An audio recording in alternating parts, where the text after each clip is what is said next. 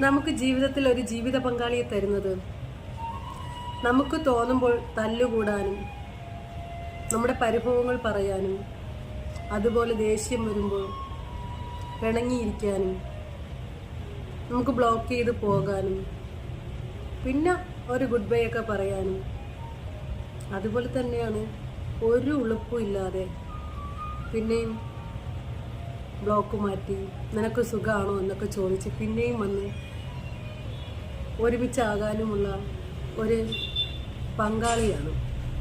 അല്ലാതെ ഞാൻ അവളോട് ഗുഡ് ബൈ പറഞ്ഞു, ഞാൻ അല്ലെങ്കിൽ അവളെ വേണ്ടെന്ന് പറഞ്ഞു, അവളെ ഡിവോഴ്സ് ചെയ്തു, അല്ലെങ്കിൽ അവനെ വേണ്ടെന്ന് വെച്ചത് കൊണ്ട് തന്നെ എനിക്ക് ഇനി അവളുമായിട്ട് അല്ലെങ്കിൽ അവനുമായിട്ട് ഒന്നിച്ച് പോകാൻ പറ്റില്ല എന്നൊക്കെ ചിന്തിക്കുന്നത് മോശമാണ്. നമ്മുടെ ജീവിത പങ്കാളി എന്ന് പറയുന്നത് ദുഃഖത്തിലും ദുരാപത്തിലും സന്തോഷത്തിലും സന്താപത്തിലും ഒരുമിച്ച് കൈപിടിച്ച് നമ്മുടെ മരണത്തിൻ്റെ അവസാനം വരെ ഒരുമിച്ച് പോകാനുള്ള ഒരു കൂട്ടുകാരിയാണ്, അല്ലെങ്കിൽ ഒരു കൂട്ടുകാരനെയാണ്. നമുക്ക് ഇതിനിടയ്ക്ക് ഒരുപാട് ബന്ധങ്ങളുണ്ടാകും, ഒരുപാട് റിലേഷനൊക്കെ ഉണ്ടാകും. പക്ഷെ അവരാരും നമ്മളോടൊപ്പം ഒരിക്കലും നമ്മുടെ ജീവിതത്തിലെ അവസാന ഘട്ടത്തിലേക്ക് കാണത്തില്ല. നമ്മളെ മനസ്സിലാക്കുന്ന, നമ്മളോടൊപ്പം ജീവിക്കുന്ന നമ്മുടെ ജീവിത പങ്കാളിയല്ലാതെ മറ്റൊരു വ്യക്തിക്ക് ഇതൊന്നും വ്യക്തമായിട്ട് അറിയാനും സാധിക്കില്ല. അതുകൊണ്ട്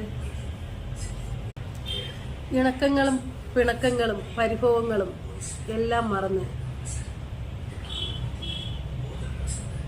ജീവിതത്തിൻ്റെ അടിത്തട്ടിൽ നിന്ന് കൈപിടിച്ച് താങ്ങായി വന്ന പുരുഷനെ അല്ലെങ്കിൽ സ്ത്രീയെ മാറോട് ചേർത്ത് നെഞ്ചോട് ചേർത്ത് വെച്ച് നമ്മുടെ ജീവിത അവസാനം വരെ കൂട്ടിക്കൊണ്ട് പോവുക തന്നെ വേണം. അവർ ഏത് തന്നെ ഒരവസ്ഥയിലായാലും, അവരുടെ അത്രയും ഗതികെട്ട ഒരവസ്ഥയിലാണെങ്കിൽ പോലും ഒരിക്കലും നമ്മൾ കൈവിട്ട് നമ്മുടെ സുഖഭോഗങ്ങൾ നോക്കി പോകുന്നത് ഒരിക്കലും ദാമ്പത്യത്തിന് ചേർന്നതല്ല.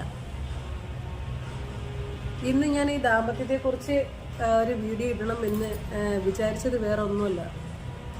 ഞാൻ ഇന്ന് ഒരു അപ്പച്ചനെയും അമ്മച്ചിയും കാണുകയുണ്ടായി.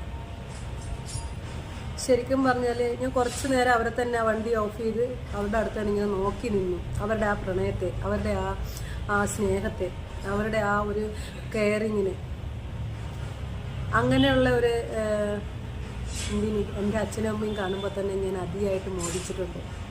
എൻ്റെ അച്ഛനും അമ്മയും പോലെ ഒരു ദമ്പതി